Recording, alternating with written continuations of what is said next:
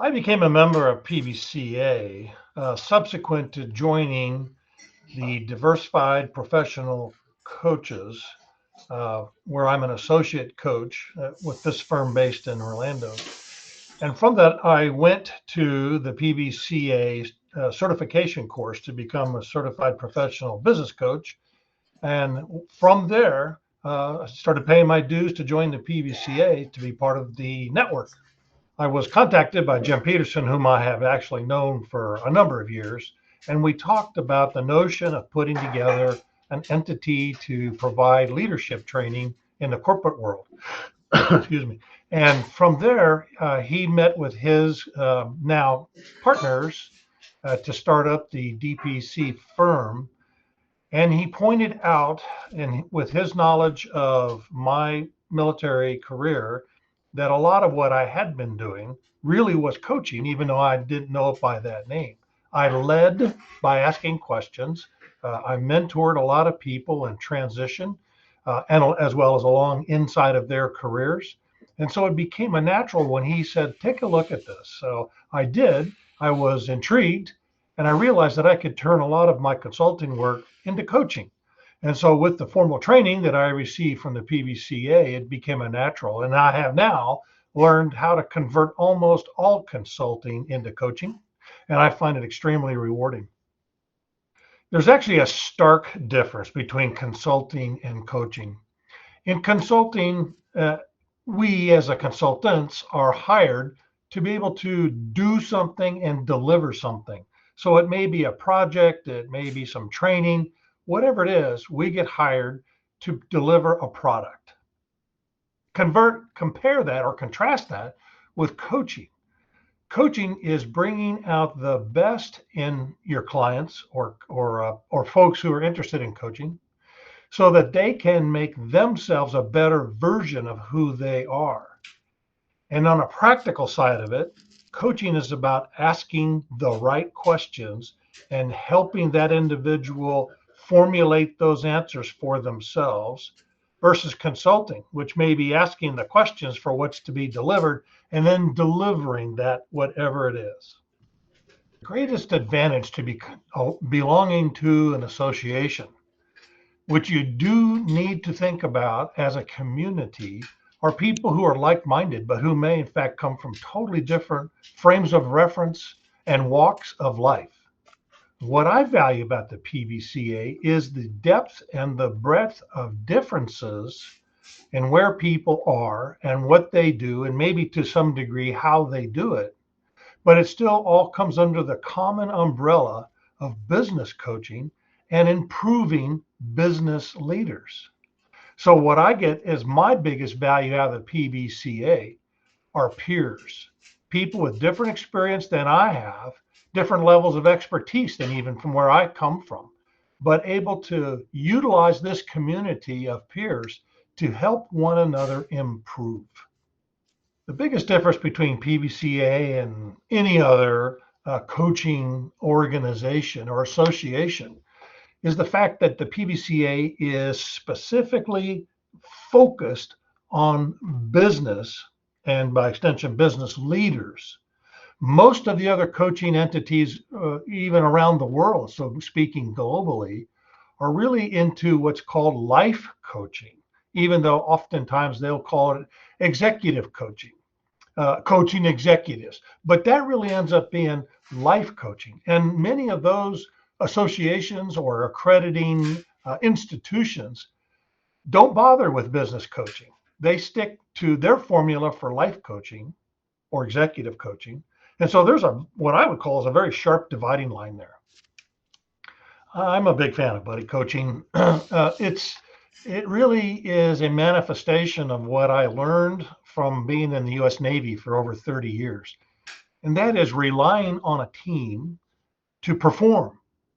And at the head of a team is going to be a leader. And oftentimes, as I was promoted and longer in my career, I was given opportunities to lead military operations, as a for instance, or to lead training, or to lead in like in the case of the Pentagon, information and action oriented work for senior leaders in both the Navy and in the Department of Defense. So the value of having someone to confide in, the value of having someone to bounce ideas off of is really immeasurable.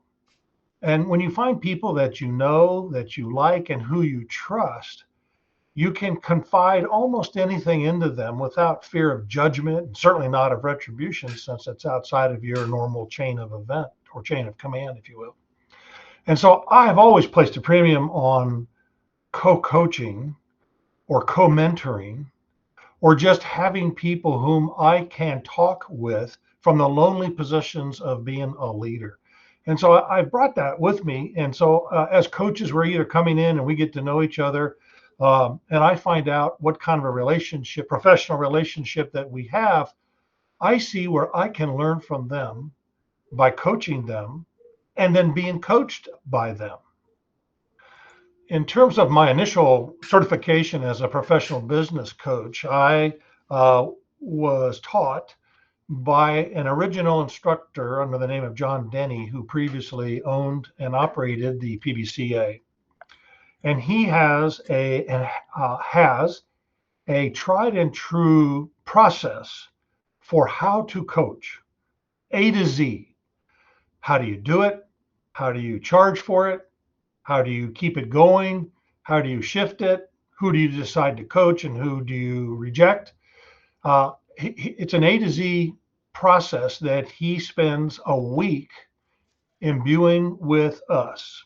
So all we've got to do is pay attention, engage. It does require engagement. So there's role play, there's opportunities to provide feedback and certainly ask questions. And in that give and take, I'll call it a classroom environment, do we get the tools that we need to become business coaches? At the master's level, it is a world different and a world harder. There is formal training that's involved, but then there is also practical applications that are judged or graded, and there's an exam to be taken. So there is what I would call a standard to be met to qualify for becoming a master business coach, which also includes a minimum level of experience. So I would say that you might consider the initial professional business coach certification as an undergraduate program leading to a certification. And then when you go to the master's level, it really is a master's level worth of challenge to be able to meet the requirements to be designated such. Having Paresh take over from John Denny in the instruction of the Certified Professional Business Coach certificate program is a natural. He is, how do you describe him? He is bigger than life. He has enough energy for 10 people. He has enough experience and capacity for 10 people.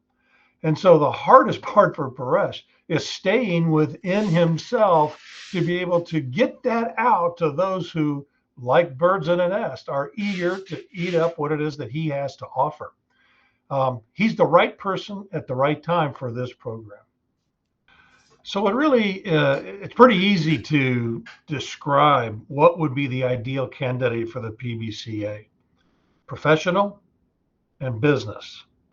So having experience of being a business owner or having worked in the corporate world as a business executive is a prerequisite.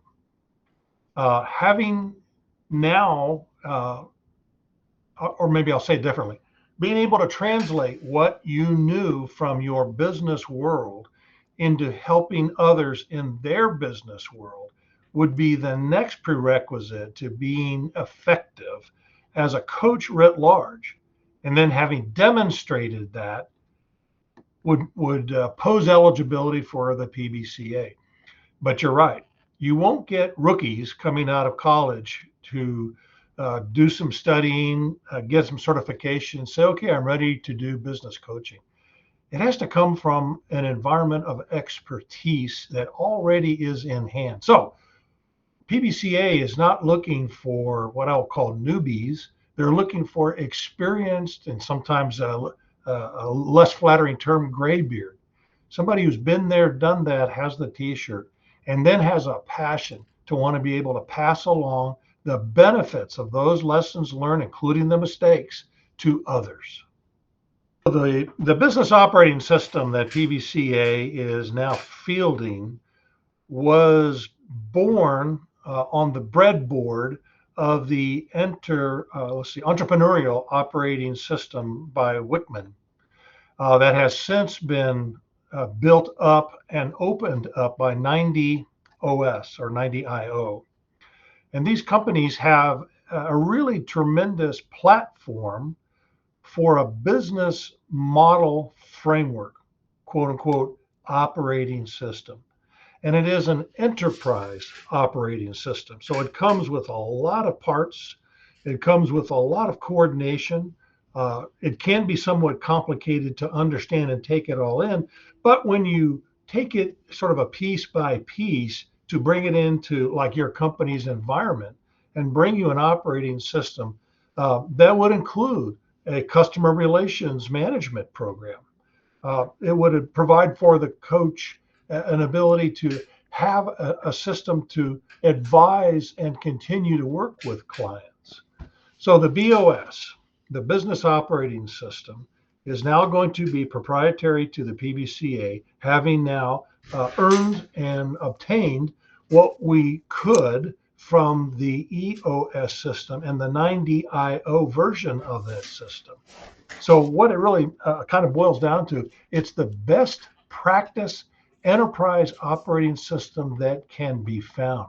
And it comes at a fraction of the cost of the EOS or even 90IO, which for the most part is free. But to get certified is much more expensive. So the PBCA BOS is intended to be a tremendous value because the return on investment is much less investment for much more return than the other systems are. When we think of the PBCA, more than an alliance, but think of it as a community, what's tremendous about it are the relationships that I otherwise would never have had, and that I'm now working with other colleagues from within the PBCA on their work. So we start to build what I would call as a bench of expertise in the dugout, ready to get called out on someone's playing field at a moment's notice. I mean, I'll just say it in a first person. If I'm hired as a coach, what that individual also gets is the bench behind me of my colleagues in the PBCA, where if I don't have a particular expertise for the situation that my client's working on, I know where to go to get it.